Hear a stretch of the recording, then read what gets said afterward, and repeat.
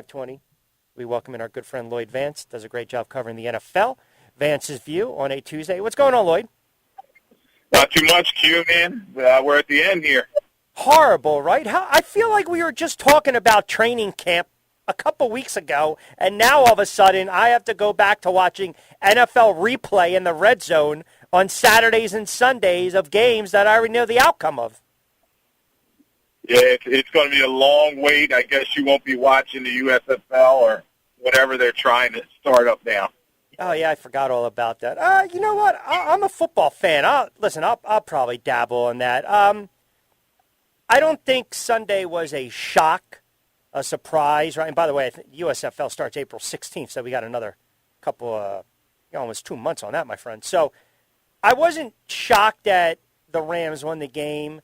I was not overwhelmed by the officiating. I definitely think some of these flags could have been picked up. The play where they missed the Higgins play on Ramsey was a horrible no call. And then late, some of the missed false starts and then the flag late thrown against Cincinnati to give the Rams a fresh set of downs. Do you think the NFL, if they want to really clean up all the officiating in the league, that they have to basically say, we will challenge, we will do instant replay when it comes to penalties? Do you believe we'll ever get to that point, or we can't because it's just going to slow the game down? I just don't know. It's always going to be the eye in the sky, and everybody's going to be like, well, it's human error. So they're always going to leave it in the officials' hands. I think what they could do is get younger officials, get guys that are full-time, train them to spot these types of situations more easily and quicker. And you're right.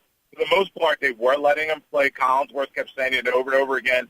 There are only 6 total penalties in a game, but there are a couple bad misses that you talked about. And then late, they got involved a little too much, in my opinion. So I think fans would love for some kind of review of the officials and replay, but I just don't see it happening because you can call holding on every play. You could call pass interference on every pass that goes up there. So it's a tough job, but they definitely could have done better this past weekend.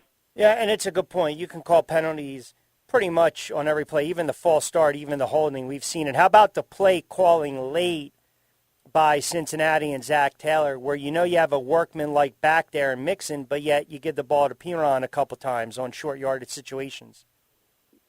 Yeah, I was surprised by the way he didn't try to milk that lead a little bit more. And the Bengals' offensive line just wasn't getting much push. They only had 79 yards rushing in the game. And it's a new NFL. They're pass happy. And they would have been smarter, actually, to get the ball out of Burrow's hands quicker and actually lean on Mixon, as you were talking about, because he did have some running lanes early. So, it was a tough situation, but I guess he wanted to keep the pedal to the metal, and unfortunately, it didn't take enough time off the clock because the Bengals only held the ball for like 29 minutes in the game. They had a lot of 3-and-outs, and the Rams defense stepped up late.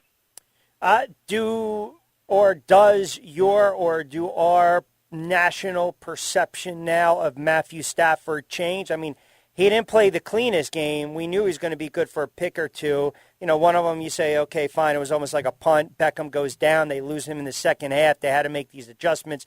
You really didn't have anyone to throw to, only Cooper Kupp, who obviously makes the big plays late. But does the Matthew Stafford, right, that criticism of Stafford never being able to win the big game, how do we look at Matthew Stafford now?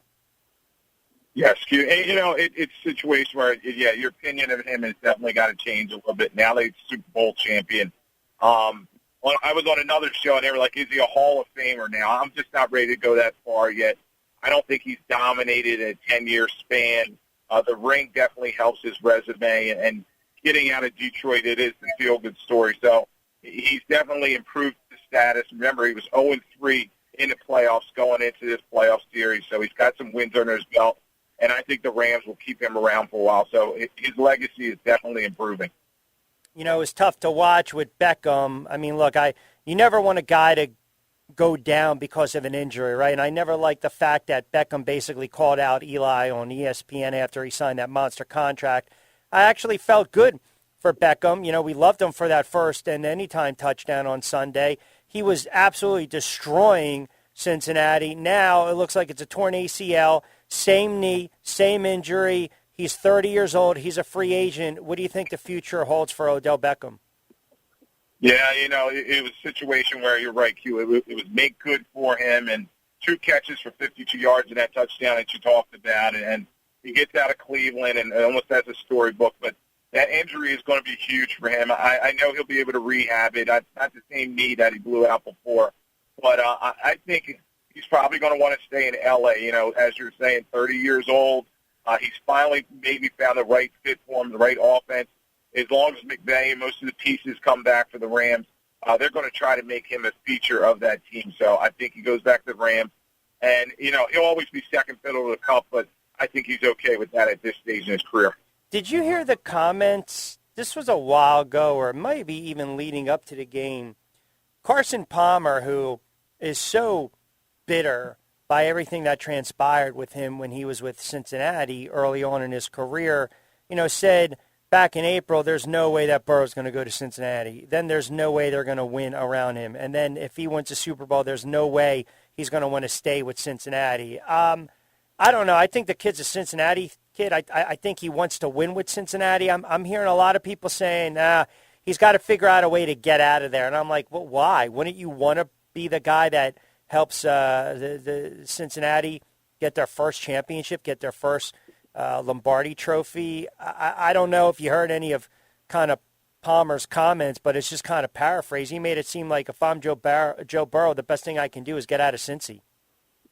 Yeah, Q, and I think that's some sour grapes. We know the Brown family that owns the Bengals, they did not have the best relationship with Carson Palmer, and he's a California guy. He never really wanted to be in Cincinnati, and Burrow has really bought into the situation there. As you were saying, Ohio guy, he goes there and has won over the city, got him to the Super Bowl for the first time since 1988, and he's their guy. So they're going to pick up his fifth-year option, and they'll continue building around him as he has that rookie contract and then probably give him an extension. So first thing they need to do in the draft is help that offensive line now. All right, who got the game ball and who was a lackey? Yeah, game ball, I had to give it to Aaron Donald. He was just dominant in the game, disruptor, particularly at the end of the game, 4 tackles, 2 sacks, and a number of quarterback pressures, including the one that closed the game out. So, you had to give it to Aaron Donald, and he's another feel-good story. We'll see if he's going to come back. And the lackey?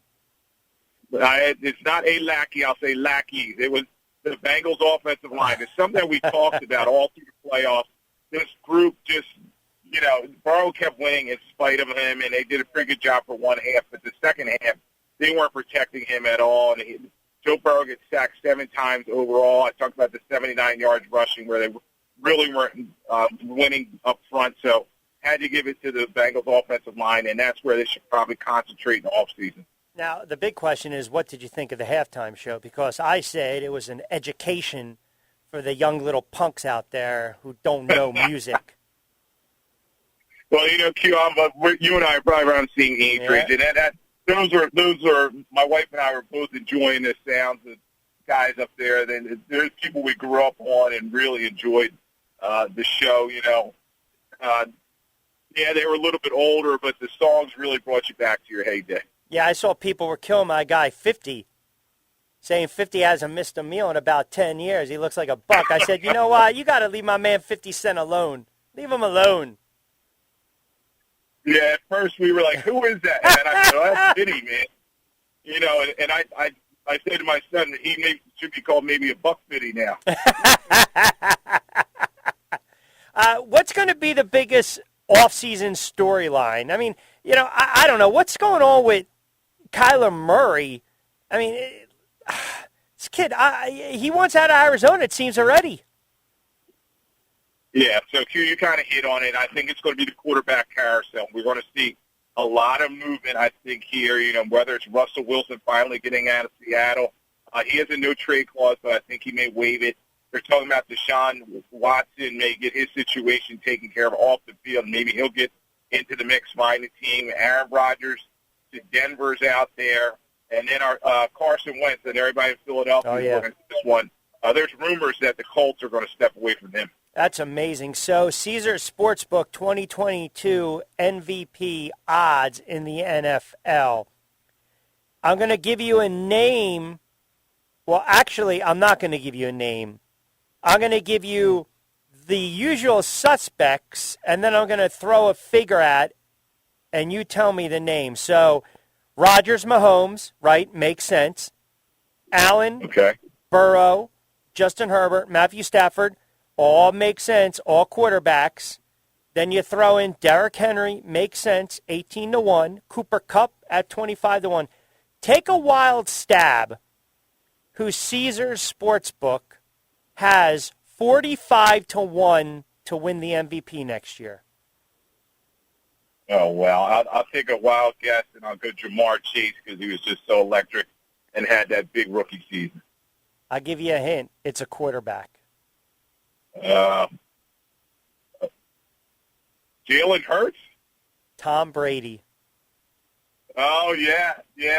I think he's going to stay retired. I talked to a lot of people, and they said that he's ready to move on to the next phase of his life. But, yeah, I wouldn't put it past him once the pads start popping coming back. So here's the uniqueness of that.